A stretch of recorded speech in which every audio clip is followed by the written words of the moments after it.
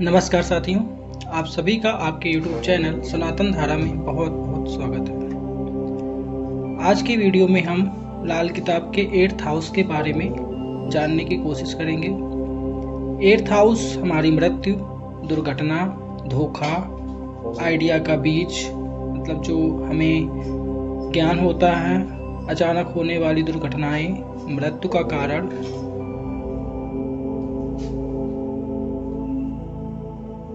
बंद करने वाला घर कहलाता है। एक्सीडेंटल मौत जो होती हैं, अचानक होने वाली बीमारियां, किसी तरह से होने वाले अचानक लाभ, और जो हम डिटेल्ड एनालिसिस किसी भी सब्जेक्ट में डीप में जाकर के अध्ययन करते हैं, उसका भी 8th हाउस से हम जानकारी ले सकते हैं। तथा यह गुप्तांग यानी गुप्तांग लेफ्ट बट जो होता है, उसे हम 8th हाउस से देख सकते हैं।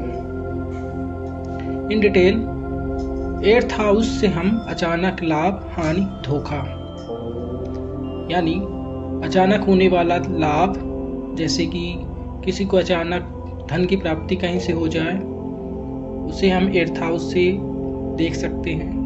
जो अचानक होने वाली हानि होती है उनको देख सकते हैं, और अचानक होने वाले किसी से जो हमें धोखा प्राप्त होते हैं उसे भी हम 8th हाउस से ही देख सकते हैं। आयु, मृत्यु, संघर्ष, यह भाव व्यक्ति के जीवन की आयु, उसकी मृत्यु कब होगी, क्योंकि 8th हाउस को मृत्यु का भाव कहा गया है, और मृत्यु का कारण 3rd हाउस से देखते हैं। बीमारी, होने वाली बीमारी जो होती है उसे हम 3rd हाउस से देखते हैं, कि मृत्यु हम 8th हाउस से ही देखते हैं। संघर्ष जीवन में कितना होगा उसे भी हम 8th हाउस से ही देखते हैं। स्वास्थ्य की स्थिरता के बारे में यह जानकारी देता है। हमारी आयु कितनी होगी, कठिन परिस्थितियां कैसी होंगी, इसके बारे में भी हम 8th हाउस से ही जानकारी ले सकते हैं। 8th हाउस से हम गूढ़ और रहस्यमयी ज्ञान देख सकते हैं। हमें मिलेगा या नहीं मिलेगा, इसके बारे में भी जानकारी ले सकते हैं, जो कि अकल्ट से जुड़ा हुआ होता है। अकल्ट यानी तंत्र, मंत्र, ज्योतिष, अलौकिक शक्तियां, मनोविज्ञान, आध्यात्मिक रहस्यों की समझ इसी भाव से देखी जाती है। इसी से हम रेकी, टैरो आदि कई विद्याएं जो होती हैं, जो गूढ़ होती हैं, रहस्यमयी होती हैं, जो पूर्व जन्म से ही प्राप्त होती हैं या फिर हमारे प्रारब्ध अनुसार आगे बढ़ती हैं, उसे भी हम 8th हाउस से ही देख सकते हैं। अचानक घटनाएं, अचानक घटना जैसे कि ऊपर कहा, लाभ, हानि, धोखा जो होता है उसे हम 8th हाउस से ही देख सकते हैं, जो कि हमारे अचानक होने वाले परिवर्तन का प्रतिनिधित्व करता है। 8th हाउस से ही हम ससुराल पक्ष के बारे में भी जानकारी ले सकते हैं। ससुराल पक्ष के सदस्यों के बारे में भी जानकारी हम 8th हाउस से ही देख सकते हैं, जो कि 8th हाउस हमारा शादी के बाद के जीवन को भी दर्शाता है। यहाँ से संबंधों की गहराइयाँ और साझा संसाधनों का भी हम जानकारी 8th हाउस से ही देख सकते हैं। यहाँ से हम मृत्यु, पुनर्जन्म, जीवन के अंत और उससे जुड़े रहस्यों के बारे में भी देख सकते हैं। 8th हाउस से हम इतनी सारी चीजों के बारे में जानकारी प्राप्त कर सकते हैं, जिसमें से अकल्ट में ही यह विद्या आती है, जिसे ज्योतिष विद्या कहते हैं। 8th हाउस का मालिक और कारक ग्रह शनि और मंगल को कहा गया, जिसमें मालिक मंगल होता है और कारक शनि होता है। यहाँ पर नीच का ग्रह केतु को माना गया है, जबकि 8th हाउस में उच्च का कोई भी ग्रह नहीं होता, क्योंकि मौत के घर में कौन सा ग्रह उच्च का होगा, इसलिए यहाँ पर कोई भी ग्रह उच्च का नहीं होता है। अब यहाँ पर मंगल और शनि, जैसा कि हम मसनोई ग्रह में पहले पढ़ चुके हैं कि मंगल शनि दोनों ग्रह आपस में मिलकर के राहु बनाते हैं, यानी मंगल शनि एक दूसरे को आपस में खराब करते हैं। यदि यहाँ पर शनि हो तो और साथ में कोई ग्रह हो तो जातक पैदा होने से पहले जितने ग्रह शनि के साथ होंगे, मतलब 8th हाउस में शनि के साथ जितने भी ग्रह होंगे उसके पहले पैदा होने से पहले कुछ समय पहले उतनी ही मृत्यु घर के अंदर हुई होंगी। यानी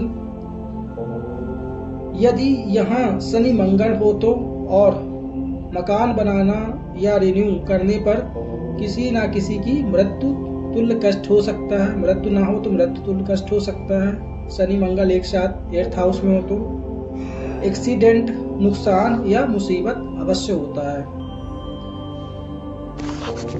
और यहाँ पर केतु नीच का होता है, जो होता है गुरु के हिसाब से चलता है। तो गुरु जैसा होगा केतु गुरु पे ही डिपेंड करेगा। गुरु अच्छा होगा केतु अच्छा फल देगा, और यदि गुरु खराब स्थिति में होगा कहीं पर भी तो केतु निगेटिव इफेक्ट देगा। यहाँ केतु गुरु अच्छा तो अच्छा, नहीं तो गुरु खराब तो खराब असर देता है। गुरु अच्छा होगा तो जातक लीडर बनेगा, और खराब होगा तो सभी में कमियां निकालेगा और किसी ना किसी तरह से आपस में नहीं बनेगी। अब हम लाल किताब के अनुसार 8th हाउस को समझने की कोशिश करते हैं। लाल किताब में लिखा है मुकाम, फानी, मौत, अदल, न्याय, घर का न्याय, यानी कुल मिलाकर के इसे मौत का घर कहा गया है। इसमें लिखा है मौत शनि हो चंद्र मंगल, बुध मंगल नहीं मंदे हैं, बैठा जब तक कोई ग्रह जब तक तीजे, मौत अटल ही गिनते हैं। यानी इसका मतलब अगर 8th हाउस में मंगल शनि चंद्र एक साथ हों या फिर शनि के साथ जितने ग्रह एक साथ होंगे, जातक के जन्म से पहले उतनी ही घर में मृत्यु ही होगी। यदि बुध और मंगल एक साथ 8th हाउस में हो तो वह निगेटिव नहीं होता है, यानी वह अच्छा फल देता है, जिससे इंसान अक्ल, प्लानिंग और कर्मठ बनता है। यदि मंगल बुध 8th में हो और शनि 2nd हाउस में हो तो मंगल बद बन करके दिक्कत देता है, क्योंकि 8th हाउस 2nd हाउस को टक्कर मारता है। तो शनि और मंगल मिलकर के मंगल बद बनाएंगे, जिससे परेशानियां जीवन में क्रिएट होंगी। फिर लिखा है बैठा जब कोई ग्रह जब तक तीजे, मौत अटल ही गिनते हैं। घर 8वां जब बदी पर आवे, 6 दो भी अब मिलते हैं। यानी यदि मंगल शनि चंद्र 8th में हो और 3rd हाउस में कोई ग्रह हो तो जातक के मृत्यु से पहले कोई मृत्यु नहीं होगी। यानी जातक से के जन्म से पहले कोई मृत्यु नहीं हुई होगी, परंतु दूसरी प्रकार की दिक्कतें अवश्य देगा। जब भी कभी शनि रिलेटेड काम करेगा, जैसे घर बनवाएगा या मकान का छत ढालेगा, तो वह दिक्कत क्रिएट करेगा।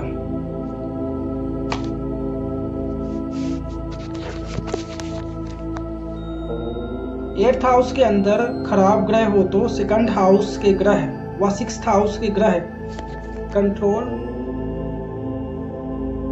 नहीं होते हैं, यानी वो भी निगेटिव इफेक्ट देने लगते हैं। बैठा 12 चाहे दुश्मन ग्रह होवे, फैसला उसका लेते हैं। मंगल बध को सबसे मंदा, बुध पापी नहीं अच्छे हैं। यानी 8th हाउस में जब कोई ग्रह आकर खराब हो तो 2nd हाउस व 6th हाउस को भी खराब कर देता है और 12th हाउस के ग्रह को भी खराब कर देता है। 8th हाउस होता है हमारी जो सोच अचानक आती है, अचानक आइडिया आता है, उसका घर माना गया है। 6th हाउस प्लानिंग का होता है। 2nd हाउस जो प्लानिंग के थ्रू हम काम करते हैं उसका होता है, और 12th हाउस जो होता है उसमें इम्प्लीमेंटेशन कितनी होगी उसको दिखाता है। तो ये सब चीजें खराब हो जाती हैं। यदि अकेला पापी ग्रह हाउस 8th हाउस में हो तो 12th हाउस को में असर देता है। यदि 8th हाउस में कोई भी नेगेटिव प्लैनेट हो तो 12th हाउस को इफेक्ट करेगा। ग्रह 11 घर चीज जो आवे छतगिरी ही लेते हैं, यानी 8th और 11th हाउस में जब दुश्मन ग्रह हो, जो काम करेगा वह खराब कर देगा। घर में जो सोना होगा वह बिक जाएगा, तथा जब मकान बनाएगा तो वह मकान बिक जाएगा या उसकी छत गिर जाएगी, यानी कि कुल मिलाकर के नुकसान ही होगा जब वह ऐसा चीजें करेगी। जब 8th हाउस और 11th हाउस में आपस में ग्रह दुश्मन ग्रह बैठे हुए हों तब ऐसा होगा। और जब भी 11वें घर के ग्रह की वस्तु लेकर के आएगा तो कोई ना कोई नुकसान अवश्य होगा। फिर नीचे लिखा हुआ है, घर जिसमें वहम और अक्ल दोनों शामिल की बजाय अदले व बदले के वसूल पर न्याय करेंगे, न्याय में माफी व दया का दखल न होगा। जैसे कि ऊपर ही बताया गया है कि 8th और 11th हाउस के ग्रह आपस में यदि दुश्मन हो तो जब 11वें हाउस की वस्तु घर आएगी तो वह नुकसान देंगे, या फिर घर बनेगा तो वह नुकसान होगा। खाना नंबर 8 में सूर्य चंद्र में से कोई भी अकेला या कोई दो या तीनों मुश्तकर का हो तो खाना नंबर 8 के ना आगे को नंबर 12 ना ही नंबर 2 पीछे देखेगा, बल्कि खाना नंबर 8 का असर 8 में ही बंद होगा। यानी 8th हाउस में यदि सूर्य चंद्र गुरु 8th हाउस में हो, 2nd हाउस को नहीं देखेंगे, ना ही 12th हाउस को देखेंगे। 8th हाउस में जो नियम होंगे उसे ही फॉलो करेंगे। कैसी भी हालात हो, मृत्यु नहीं होगी लेकिन कुछ दिक्कतें अवश्य होंगी। यदि चंद्र मंगल शनि अकेला हो तो अच्छे फल भी देता है, परंतु तीनों साथ हो तो बुरे फल देता है। कुल मिलाकर कहने का मतलब यह है कि यदि चंद्र अकेला है, शनि अकेला है, मंगल अकेला है तो कहीं ना कहीं पॉजिटिव दे सकता है, परंतु यदि ये तीनों साथ में है तो निगेटिव ही इफेक्ट देंगे। 8th व 6th हाउस खराब हो तो पूरी कुंडली खराब कर देता है। मतलब 8th और 6th हाउस जो मेन है, 8th हाउस हमारी आइडिया का है, 6th हाउस हमारी प्लानिंग का है, और बाकी ग्रह जो भी हैं ऊपर जैसे बताया गया 2nd हाउस हमारी काम का प्लानिंग का है, और 12th हाउस इम्प्लीमेंटेशन का है, तो वह पूरा खराब कर देता है। खाना नंबर 8 या 6 कोई मंदा तो दोनों मंदे, मतलब 8 या 6 में आपस में कोई भी मंदा यदि ग्रह है तो दोनों मंदे हो जाएंगे। मतलब 8th हाउस और 6th हाउस में बैठे हुए कोई किसी भी एक घर में या 8th हाउस में हो या 6th हाउस में किसी भी एक ग्रह में यदि मंदा ग्रह बैठा हुआ है तो दोनों ग्रह मंदे ही माने जाते हैं। आखिरी अपील चंद्र पर होगी। यदि किसी भी ग्रह का रूल फॉलो नहीं होता है तो आखिरी कंडीशन जो होगी वह चंद्र पर डिसाइड होगी। यदि चंद्र अच्छा होगा तो 8th हाउस का फल अच्छा मिलेगा, यदि चंद्र बुरा होगा तो 8th हाउस का फल निगेटिव मिलेगा। फिर लिखा है खाना नंबर 11 का ग्रह वर्षफल में खाना नंबर 8 या 11 में ही आवे तो 11 में बैठे हुए संबंधित चीज पर घर पर खरीद कर लाने पर दौलत और सेहत दोनों बर्बाद होंगे। खाना नंबर 8 की मंदी हालात की जड़ खाना नंबर 4 और मार्फत नंबर 2 होगी। जब तक नंबर 2 खाली तो मंदी हालात नंबर 8 पर सीमित हो गई। खाना नंबर 11 और अगर खाना नंबर 8 का दुश्मन हो तो 8 पर सीमित होगी। खाना नंबर 11 और अगर खाना नंबर 8 का दुश्मन हो तो 8 का बुरा असर ना 2 पर आएगा।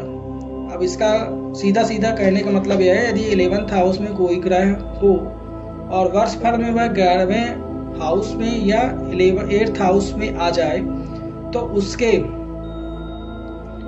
रिलेटेड जो वस्तुएं होंगी उसे घर पर लाने से दिक्कतें, लड़ाई झगड़ा, सेहत और दौलत से रिलेटेड संबंधी प्रॉब्लम उत्पन्न होंगी। 8th हाउस के खराबी का कारण 4th हाउस के समान ग्रह द्वारा 2nd हाउस से संबंध रखती है, उस पर असर आएगा। 8th हाउस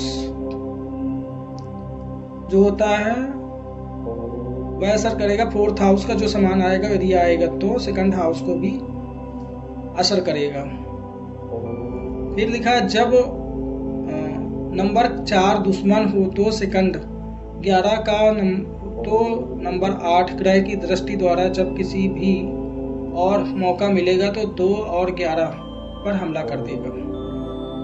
मतलब अगर 8th हाउस और 2nd हाउस दोनों में दुश्मन ग्रह हो तो 2nd हाउस खाली होने पर भी पर बाकी सारे नुकसान तो होंगे परंतु मृत्यु नहीं होगी।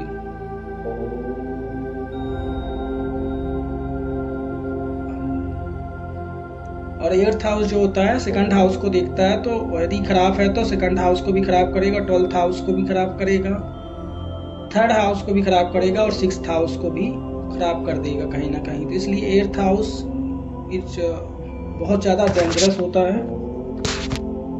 तो यह रही लाल किताब के अनुसार 8th हाउस की डिटेल्ड एनालिसिस।